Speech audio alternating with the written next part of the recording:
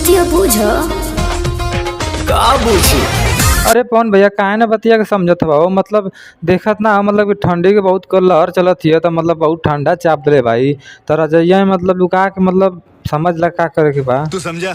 हाँ। तो भाई लोग देखा low power star Pawan Singh आ गए। पवन सिंह जब भी आवन मतलब अपन गाना मतलब उड़ाका दल लेके आवन मतलब इनकर गाना आवेला तो मतलब पूरा मतलब दुनिया हिल जले।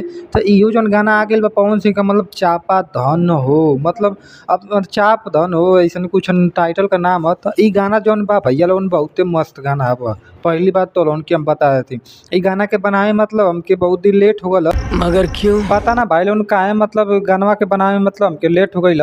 लेकिन हम बता दें कि गाना मतलब बहुत मस्त है। गाना मतलब अपन बहुत रिकॉर्ड तोड़ देले है। ई पावर स्टार पवन सिंह गाना जौन बा मतलब इतना व्यूज पे आ गइल मतलब एक नंबर पे ई गाना मतलब ट्रेंडिंग भी करत ह।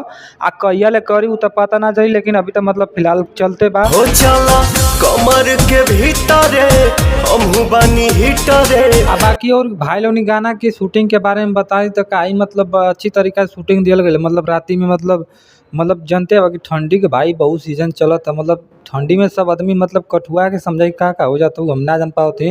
लेकिन इतनी तो उनके बता दे कि बहुत ठंडा का मतलब लहर चलत है। तो एक जनी मैडम जी बानी मतलब उनके ठंडा लगला तो भाई मतलब पवन सिंह के मतलब जाके मतलब ये बात बताओ नहीं कि मतलब हमके बहुत मतलब ठंडा लगत बा अब जौन उपाय लगा के मतलब लगा दा।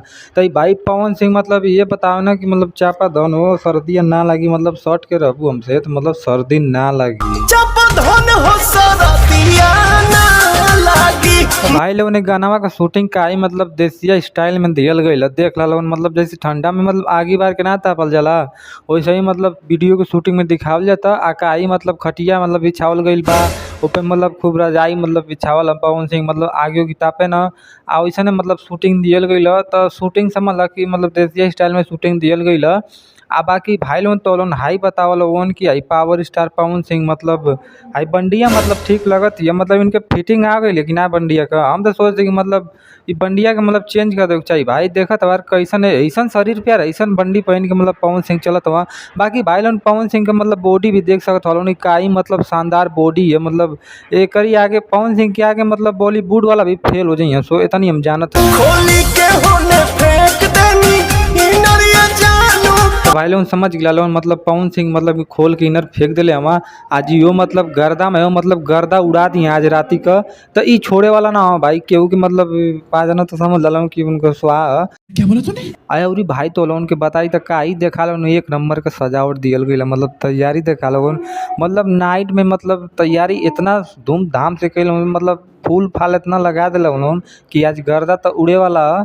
आ बाकी भाई लोगन और गाना में हम बन कर जाती मतलब गाना में जब हम बातचीत करे वाला रहनी हम बता देनी आ तो लोग गाना के ना सुन लेवा तो जाके सुन लिया।